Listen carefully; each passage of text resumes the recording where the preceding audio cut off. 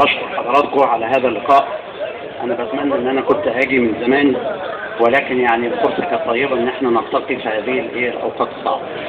مش هطول لأن يعني أساتذتي استطاعوا إن هم يعني يطرحوا كل ما يمكن طرحه فيما يخص الوفد، ولكن أنا هاخد ملمح يمكن حضراتكم ما تعرفوش عن الوفد. الوفد شكل حكومة اسمها حكومة الظل، ويمكن هو التفصيل والتنظيم السياسي الوحيد اللي شكل هذه المجموعة، واختار لها وزراء، وكل وزير من الوزراء قاموا بتقديم برنامج عملي من واقع المعطيات الحقيقية اللي موجودة عندنا في مصر. حاول أكون كلامي يعني مفهوش يعني أرقام كثيرة بقدر ما هو يكون ملموس لامس المشاكل الموجودة عندنا.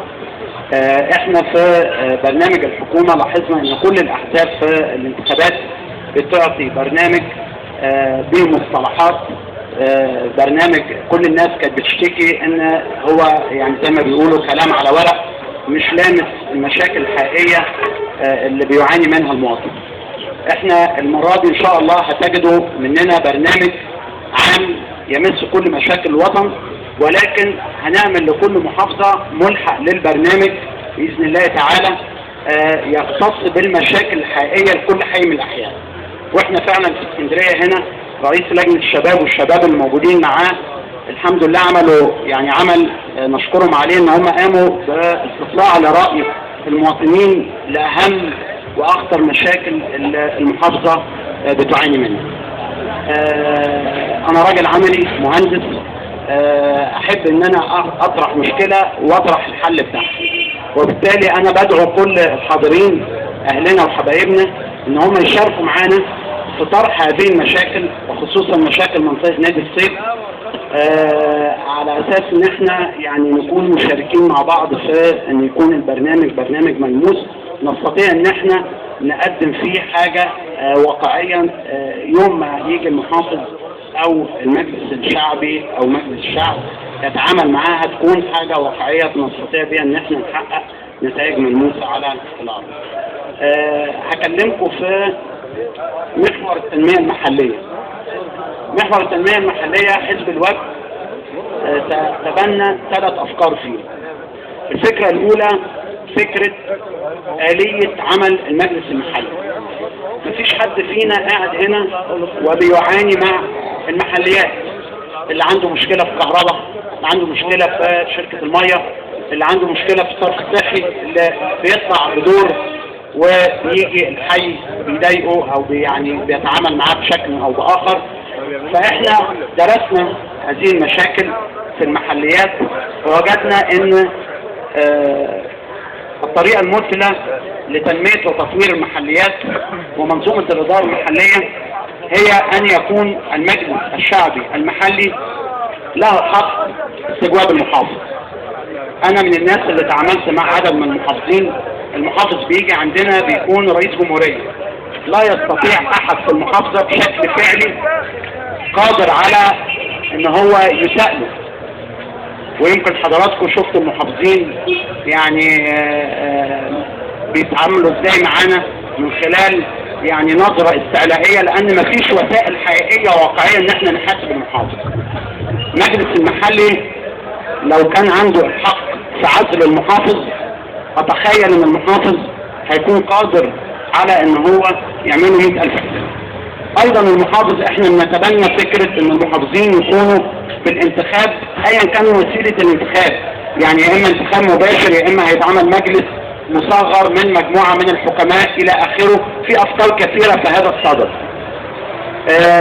محور التنمية المحلية مبني على اللامركزية. نحن ننادي في حزب الوفد باللامركزية بالنسبة للمحليات، والافكار اللي انا قلتها هتساعد على اللامركزية. لا مركزية المحافظات، وايضا تطوير البنية الاساسية لوزارة التنمية المحلية. احنا عندنا وسائل الاتصال ما بين وزارة التنمية المحلية والمحافظين وسائل ضعيفة جدا، فاحنا برضو حطينا برنامج طموح لتطوير البنية الاساسية واعداد شبكة معلوماتية تربط ما بين الوزارة المركزية والمحافظات في كل أنحاء الوطن. أنا مش عايز أطول معاكم، لكن أنا بشكركم مرة تانية. نتمنى لمصر بالمشاركة وليس بالمغالبة أن تتخطى كل المشاكل اللي احنا بنعاني منها. احنا بنعاني من مشاكل كثيرة جدا يا اخوانا. اسكندرية لأول مرة وانا جاي لكم، لأول مرة شارع ابو قير ضلمة، المحور ضلمة، صحراوي ضلمة، المدخل بتاع نادي الصيد في المنطقة بتاعة الميكروباصات ضلمة. القاهرة الكهرباء بتقطع فيها دلوقتي يوميا ما لا يقل عن ساعتين، واسكندرية كذلك. ما انا بقول لسيادتك وهنا كذلك. والصيف جاي، والصيف جاي، والمشكلة بعد كده هتكون كمان في وسائل الحصول على مواد الطاقة. انا عندي مزرعة، المهندسين هناك بيقفوا باليومين عشان يجيبوا جاز يشغل طرمبة المية نروي بيها الزرع. النهارده هيشيلوا الدعم مع السولار، المية هتبقى بفلوس كتير جدا. مشاكل كثيرة وكثيرة. الدولار وصل ل7 جنيه.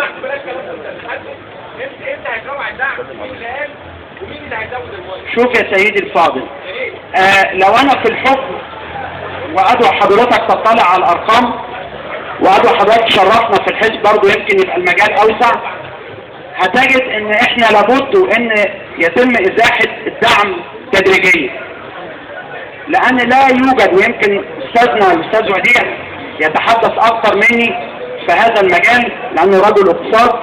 لا يوجد مجال، احنا مش عايزين نضحك على بعض، مش عايزين نضحك على نفسنا، لا يوجد مجال للاستمرار والدعم على مواد الطاقة كما هو.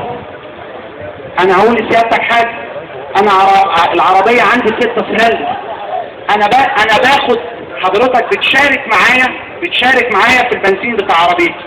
هل هذا عدل؟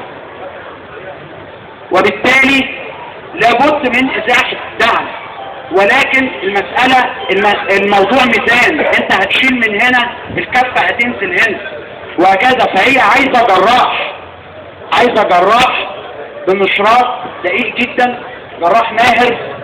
احنا عشان كده في الوفد هتجدوا دايما الوفد في معاركه السياسية متخذ الاتجاه الحكيم، الاتجاه الوطني. احنا مش بتوع فرقعة سياسية. لما تحالفنا في وقت من الاوقات مع بعض القوى كان تحالف من اجل مصر، ولما تركنا هذا التحالف كان تحالف من اجل مصر، ولما ذهبنا الى الازهر فكان من اجل مصر، ولما اختلفوا في الجمعية التأسيسية قلنا مصر هي الازهر، ووثيقة الازهر هي وثيقة ملزمة لنا كوفد. وبالتالي احنا في حل عن ان احنا نتناول معركة سياسية عشان نحقق بيها مكاسب. احنا في حل عنه، تاريخنا معروف، اللي يقرأ تاريخ الوفد هيعرف.